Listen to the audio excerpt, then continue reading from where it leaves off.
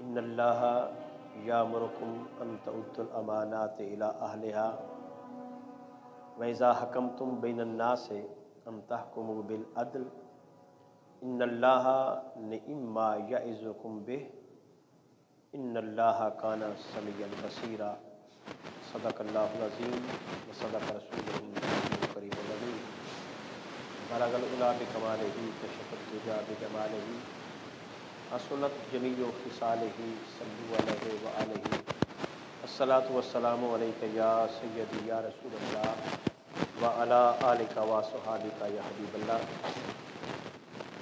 حمد و ثنا کے بعد رب العزت کا شکر ادا کرتے ہیں جس خالق کائنات نے ہمیں اپنے محبوب کی غلامی میں نوازا اور دین اسلام کی دولت سے مالا مال کیا۔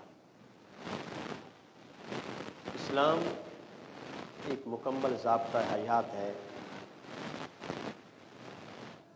کوئی ایسا مسئلہ، کوئی ایسی پرابلم نہیں ہے جس کا حل اسلام نہ دیتا ہو، اور کوئی ایسا مسئلہ نہیں ہے جس کی رہنمائی اسلام نہ کرتا ہو۔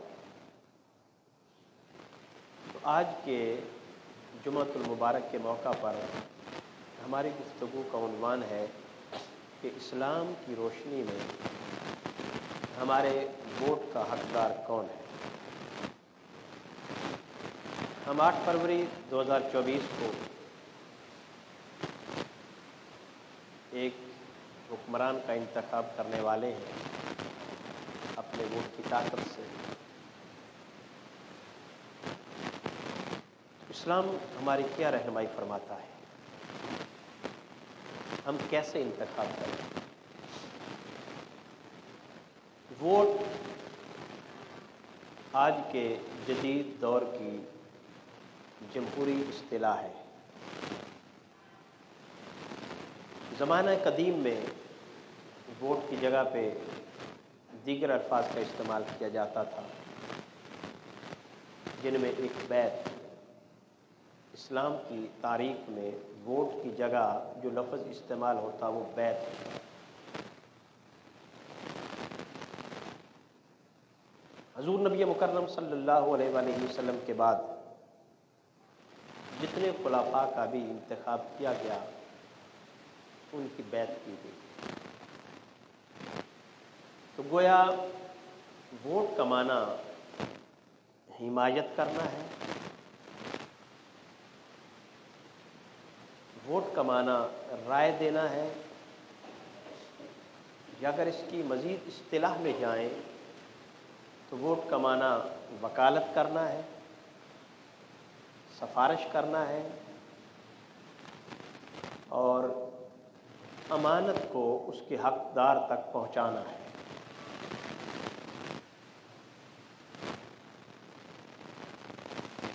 اسلام کی روشنی میں اور قرآن کے فرمان کے مطابق یہ بہت بڑی اہمیت کی حامل چیز ہے۔ اگر اس کا استعمال اللہ اور اس کے رسول کے بتائے ہوئے اصولوں کے مطابق دیانتداری سے کریں گے تو بری و ذمہ ہے، اور اگر اپنے ذاتی مفادات، لسانی، برادری، گروہی تعلقات کی بنا پر کریں گے، دین، ملک اور قوم کے مفادات کو اگنور کر کے کریں گے، تو خدا کی بارگاہ میں ہماری چھوٹ نہیں ہو سکتی، مجرم تصور کیے جائیں گے۔ لہذا دین اسلام کی روشنی میں اس امانت کو اس کے حقدار تک پہنچانا ہے۔ قرآن مجید فرقان حمید کی میں نے آیا مقدسہ تلاوت کی، سورہ نساء پارہ نمبر 5 آیت نمبر 58۔ ارشاد باری تعالیٰ ہے ان اللہ یامرکم ان تؤدوا الامانات الی اہلہا، بلا شبہ اللہ تمہیں حکم دیتا ہے کہ امانتیں انہی لوگوں کے سپرد کرو جو ان کے اہل ہیں۔ وَإِذَا حَكَمْتُمْ بَيْنَ النَّاسِ أَن تَحْكُمُوا بِالْعَدْلِ، اور جب تمہیں فیصلہ کرنا پڑے تو عدل کے ساتھ فیصلہ کرو۔ تو ووٹ امانت بھی ہے، اور جب آپ ووٹ کاسٹ کر رہے ہوں تو ایک فیصلہ بھی کر رہے ہیں، تو دونوں احکام آ گئے۔ امانت اس کے اہل تک پہنچاؤ۔ حضور علیہ الصلوۃ والسلام سے پوچھا گیا اس آیت کی تفسیر میں کہ یا رسول اللہ قیامت کب آئے گی؟ فرمایا جب لوگ امانتیں ضائع کرنا شروع کر دیں گے۔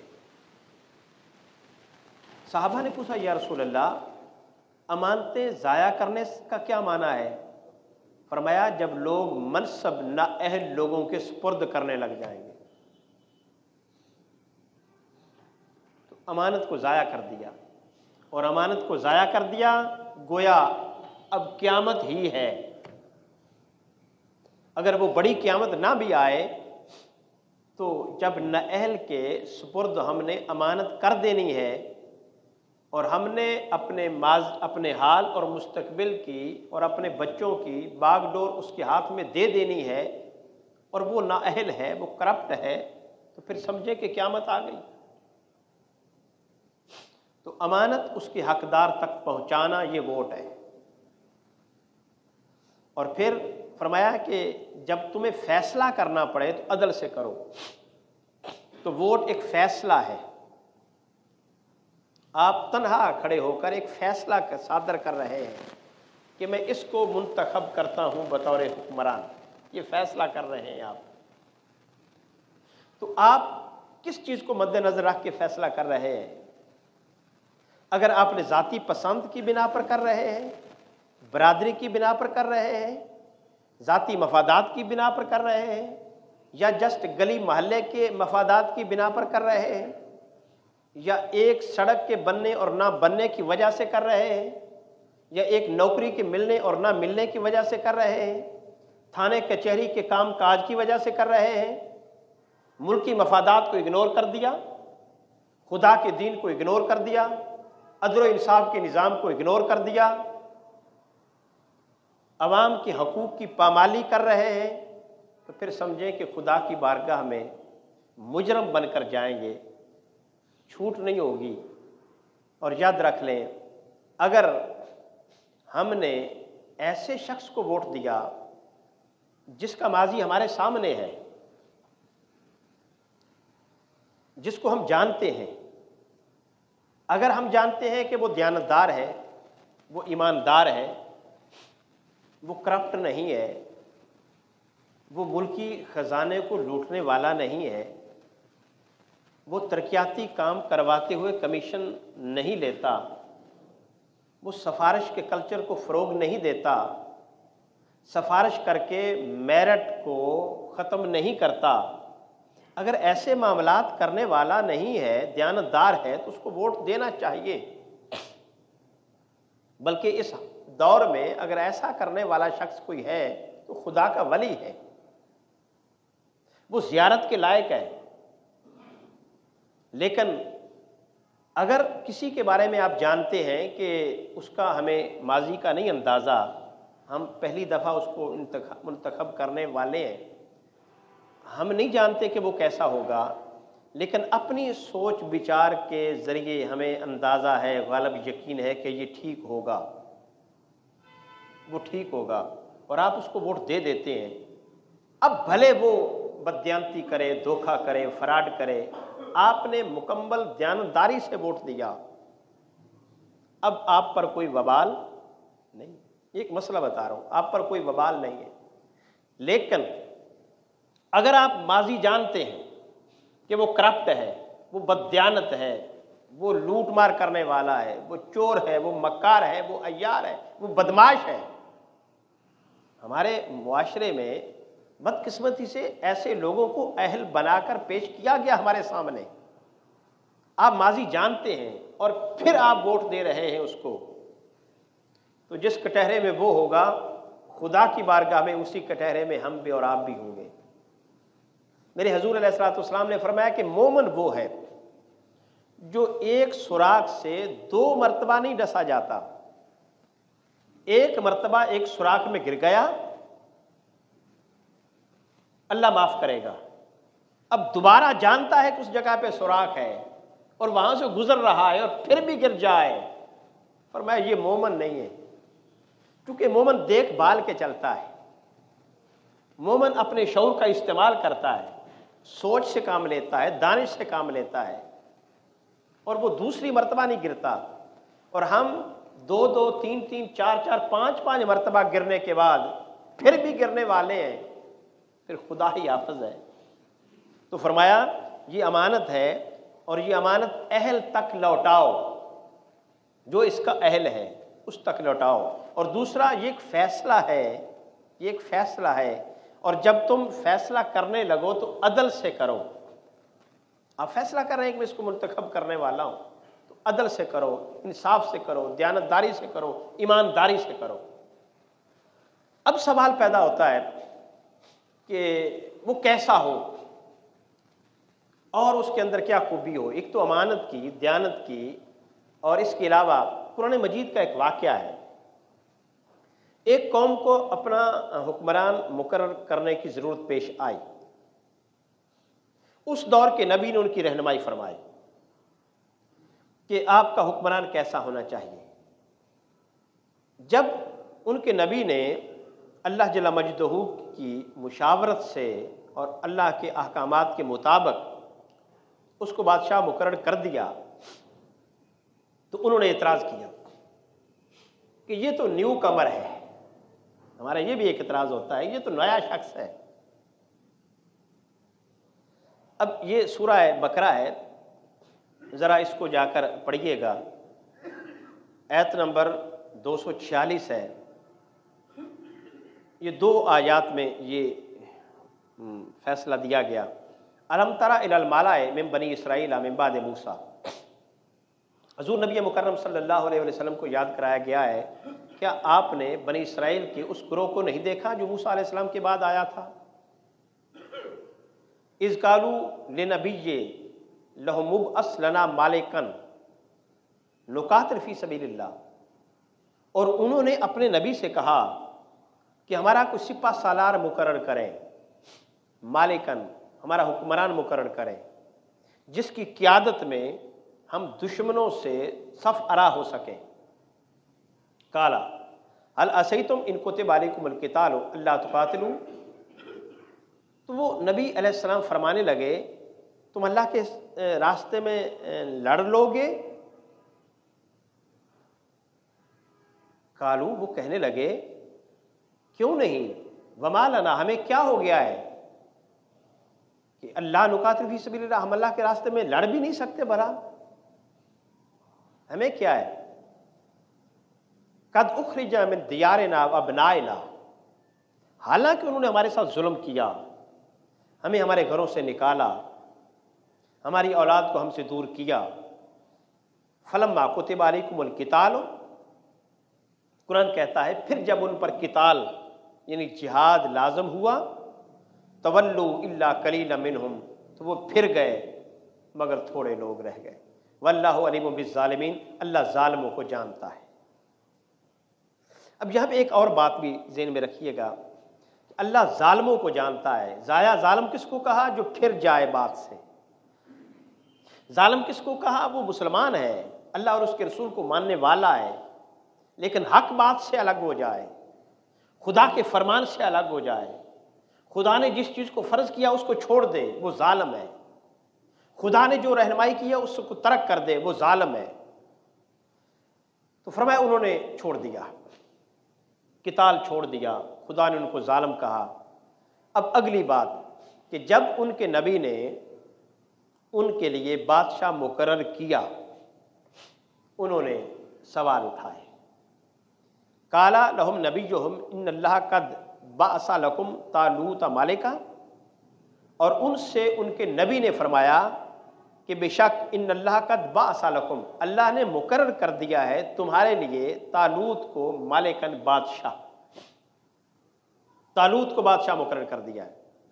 اب چاہیے تو یہ تھا کہ اللہ کو ماننے والے ہیں، نبی کو ماننے والے ہیں، چاہیے تو یہ تھا کہ مطمئن ہو جاتے، ویلکم کرتے، بات مان لیتے، یا کوئی جینین پرابلم ہوتا تو وہ سامنے رکھتے۔ اب انہوں نے ماننے سے انکار کر دیا۔ خدا کا فیصلہ، نبی کے ہاتھوں سے سرزد ہونے والا فیصلہ ماننے سے انکار کر دیا، ہے مسلمان۔ اب یہ کوئی اچنبے کی بات نہیں ہے، ہم صبح سے شام تک کتنے خدا کے فیصلے مسترد کرتے ہیں کہ جو ہمیں عجیب لگے، وہ ہمارے جیسے ہی تھے۔ ہم کتنے فیصلے ختم کرتے ہیں، ہم کتنی باتیں ہیں جو اللہ کی نہیں مانتے، اس کے رسول کی نہیں مانتے، اپنی مرضی کرتے ہیں۔ کالو کہنے لگے انا یکون لہ الملک علینا، یہ شخص ہمارا بادشاہ کیسے ہو سکتا ہے؟ نحن حق بالملک منہ، حالانکہ ہم اس سے بادشاہت کے حقدار زیادہ ہیں۔ وہ ایک مجلس شورا ہوگی نا جو بات کر رہی ہوگی، وہ ایک نمائندے ہوں گے نا جو نبی علیہ السلام کے سامنے جا کر بات کر رہے ہوں گے اور ان کے ساتھ ڈسکشن ہو رہی ہوگی۔ تو انہوں نے کہا یہ کیسے ہو سکتا ہے کہ اس کو بادشاہ مقرر کر دیں، ہم اس سے زیادہ حقدار ہیں۔ انہوں نے وجہ بیان کی، اور میں سمجھتا ہوں سیم وہ وجہ ہمارے ہاں بھی پائی جاتی ہے۔ ہم بھی اسی وجہ کو سامنے رکھ کے بادشاہ مقرر کرتے ہیں، اسی وجہ کو سامنے رکھ کے ووٹ دیتے ہیں، اسی وجہ کو سامنے رکھ کے اپنا نمائندہ منتخب کرتے ہیں۔ وہی انہوں نے وجہ بیان کی۔ انہوں نے کیا بیان کی؟ فرمایا، انہوں نے کہا وَلَمْ يُؤْتَ سَعْتًا مِّنَ الْمَالِ، وہ کہنے لگے یہ تو غریب آدمی ہے۔ پہلی خامی امیدوار کی جو اس دور کے سرمایہ دار، جگیردار اور وڈیروں نے بیان کی وہ یہ تھی کہ یہ تو غریب آدمی ہے۔ اور آپ دیکھ لیں ہمارے ہاں یہ خامی بہت بڑی ہے، ہم بھی کسی غریب کو امیدوار ماننے کے لیے تیار نہیں، بھلے وہ دیانتدار ہو، بھلے وہ ایماندار ہو۔ یہ اس کی خامی اس کے کھاتے میں ڈال کر اس کو پیچھے کر دیتے ہیں کہ یہ تو غریب آدمی ہے، اس کا کیا کام؟ سیم وہی پوزیشن ہے، اللہ ہی ہے معاف کرے۔ اب نبی علیہ السلام نے آگے فرمایا بھئی کوئی بات نہیں، اگر غریب ہے تو اور بھی تو خوبیاں دیکھو نا اس کے اندر۔ انہوں نے کہا وہ کیا؟ کالا، تو نبی علیہ السلام نے فرمایا ان اللہ اصطفاہ علیکم، اللہ نے اس کو چنا ہے تمہارے اوپر، وزاد بسطۃ فی العلم والجسم، اللہ نے جس بنا پر اس کو منتخب کیا ہے وہ یہ ہے کہ وہ اہل علم ہے، وہ اہل علم ہے، فی العلم زادہ بسطۃ فی العلم، وہ تم سے زیادہ پڑھا لکھا ہے، والجسم، اور وہ ایک پرسنالٹی کا حامل ہے، دیانتدار آدمی ہے، ایماندار آدمی ہے، بھلے وہ تمہارے خاندان میں سے نہیں ہے۔ اصل میں یہ تھا کہ دو خاندان تھے، ایک غریب ایک امیر۔ وہ جو ریاست تھی اس کی حکمرانی وہ امراء میں چل رہی تھی، وہ ایک خاندان میں چل رہی تھی، نسل در نسل چل رہی تھی۔ تو وہ نبی سے ٹھپا لگوانا چاہتے تھے کہ آپ بھی ہمارے ہی کسی امیدوار کی حمایت کر کے اس کو بادشاہ بنا دیں تاکہ لوگ ہمیں آسانی سے قبول کر لیں۔ تو انہوں نے کہا کہ نہیں، حکمرانی کا معیار یہ نہیں ہے اگر اس کا باپ تھا یا اس کا دادا تھا وہ حکمرانی میں تھا تو اب یہی حکمران بنے گا، یہ نہیں ہے اصول۔ اصول کیا ہے؟ انہوں نے کہا دیکھنا ہوگا دیانتدار کون ہے، ایماندار کون ہے، پڑھا لکھا کون ہے، اہل کون ہے، دانشور کون ہے، یہ دیکھنا ہوگا۔ انہوں نے کہا کہ یہ تو پھر ممکن نہیں ہے کہ ہم اس کو تسلیم کریں۔ واللہ یؤتی ملکہ من یشاء واللہ واسع علیم، اللہ جس کو چاہتا ہے بادشاہ عطا فرماتا ہے۔ تو اب قرآن نے ہمیں کیا بتایا کہ بادشاہت کا حقدار جس کو خدا سمجھتا ہے وہ دیانتدار، ایماندار اور اہل علم ہو۔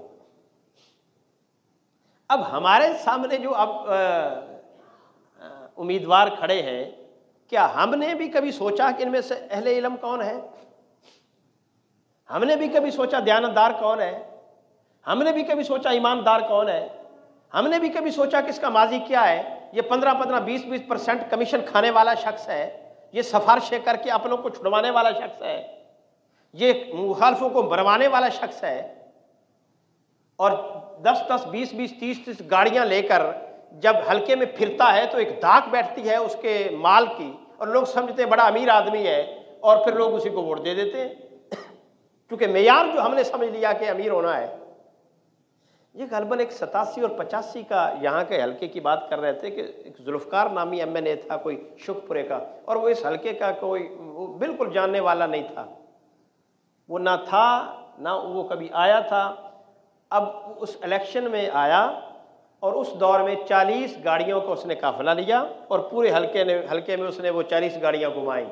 اب اس دور میں 1-2 گاڑیاں بھی مشکل سے، وہ 40 لوگوں نے دیکھا یہ اتنا امیر ہے اور سبھی لوگوں نے اس کو ووٹ دے دیے۔ ذہنی طور پر ہم غلام لوگ ہیں، ذہنی طور پر شکست خوردہ لوگ ہیں، ہم ذہنی طور پر پست ہمت لوگ ہیں معذرت کے ساتھ۔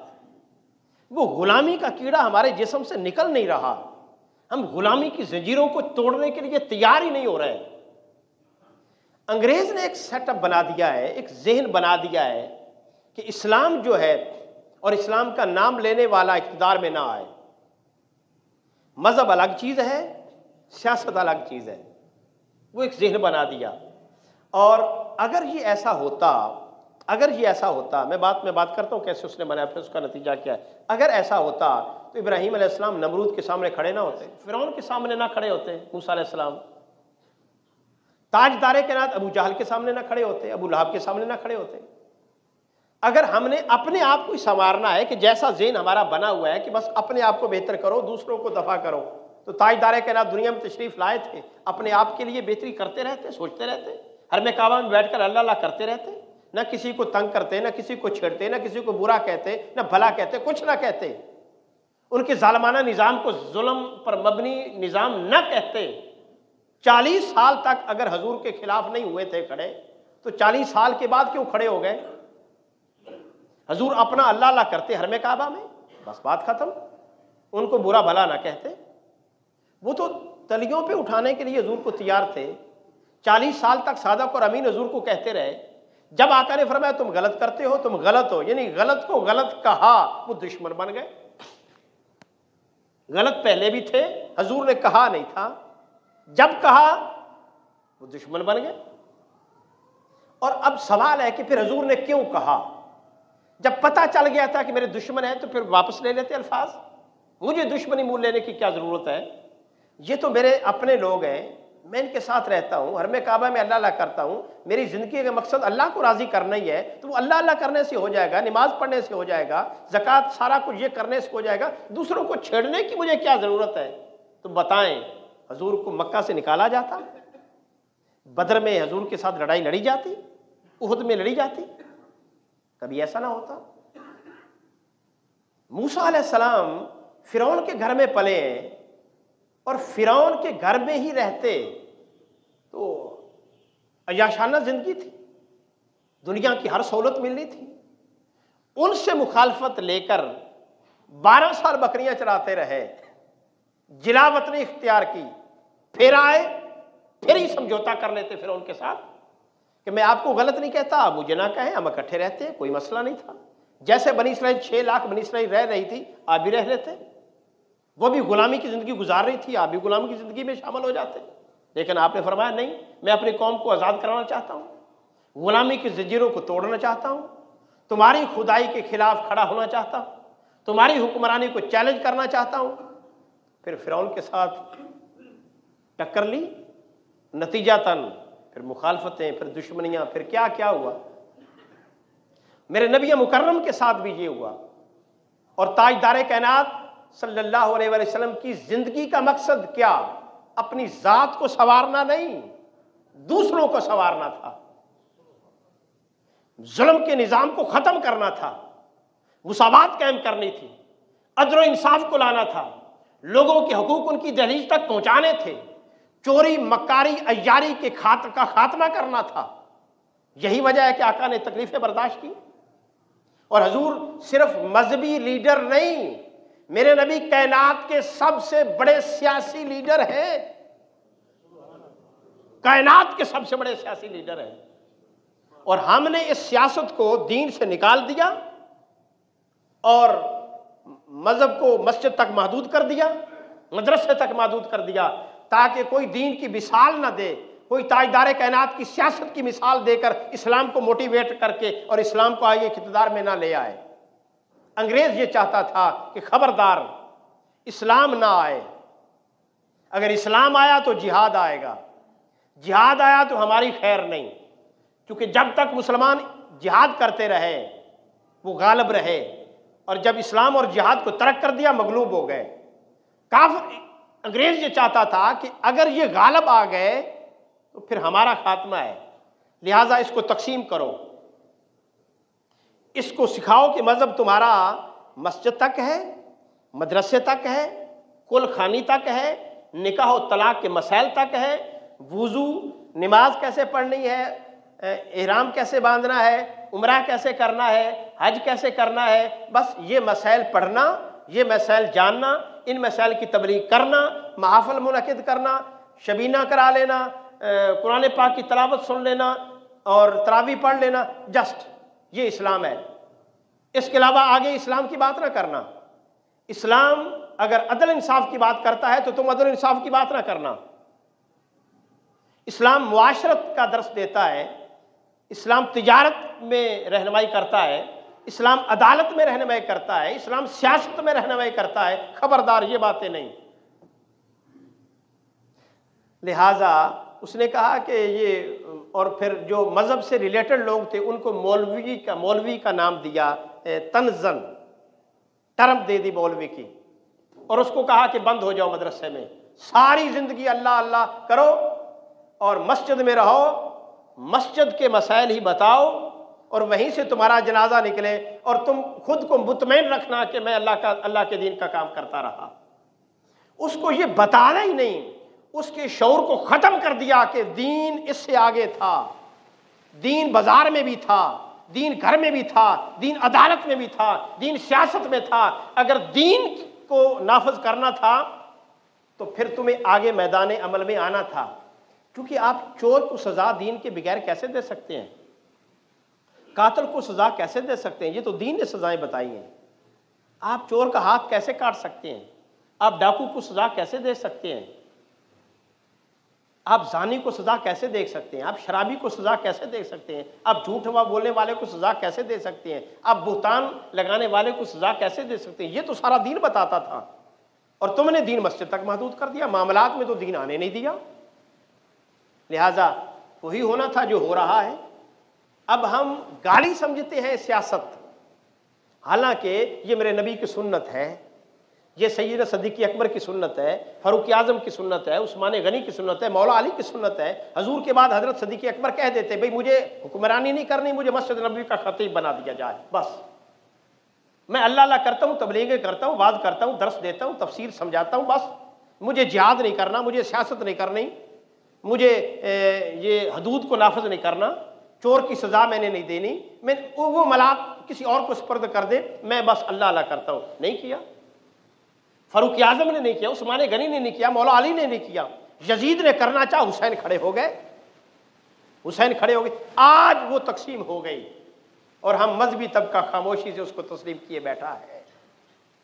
خدا را دین کی تقسیم نہ کی جائے، اور اگر ووٹ دینا ہے تو یہ امانت ہے، اہل کو دی جائے، جو اس کا حقدار ہے اس کو دیا جائے۔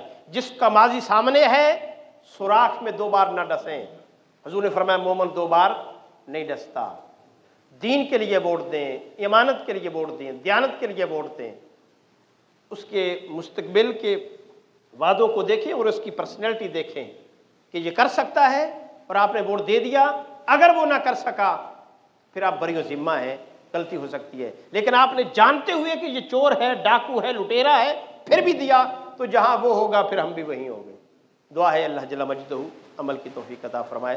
وآخر دعوانا